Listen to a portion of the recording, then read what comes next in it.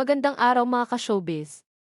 Patuloy na umiinit ang mga eksena sa Gihes, Batang Quiapo, at kagabi ay muling tinutukan ng milyon-milyong manonood ang tensyonadong relasyon ng pamilya Montenegro, lalo na ang matinding sagupaan at pag-uusap nina Don Julio at Tanggol. Matatandaan na kamakailan ay nagkaroon ng matinding alitan ang maglolo. Ngunit sa pinakahuling episode, nagkasundo na rin sila.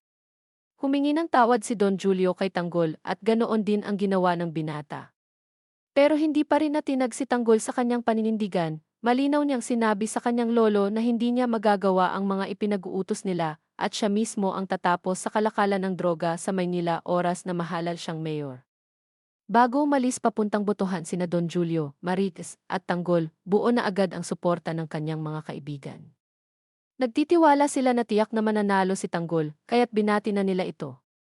Ngunit mapagpakumbaba ang sagot ng binata, sinabi niyang huwag silang mag-alala dahil kapag siya ay nagtagumpay, sisiguraduhin niyang hindi niya sila bibigin. Ngunit habang masaya at puno ng pag-asa ang mga kaibigan ni Tanggol, iba naman ang nararamdaman ng kanyang ama na si Ramon. Tahimik ngunit mariing pinanood nito ang kanyang anak na umalis.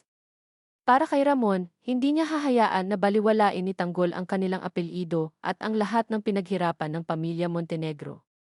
At higit sa lahat, hindi niya hahayaang tuluyang masira ang kanilang pangalan kapag siya na ang nakaupong mayor, mga kaibigan, lalong tumitindi ang banggaan ng prinsipyo at pamilya sa kwento ng Batang Quiapo. Sa isang banda, nakikita natin si Tanggol na may matatag na paninindigan para sa pagbabago at paglilinis ng syudad. Ngunit sa kabilang banda, naroon si Ramon na nakahanda ring ipaglaban ang kanyang paniniwala at interes bilang isang Montenegro. Kaya't ang tanong, sa laban ng tama laban sa tradisyon, sino ang mananaig? Yan ang dapat nating abangan sa mga susunod na gabi.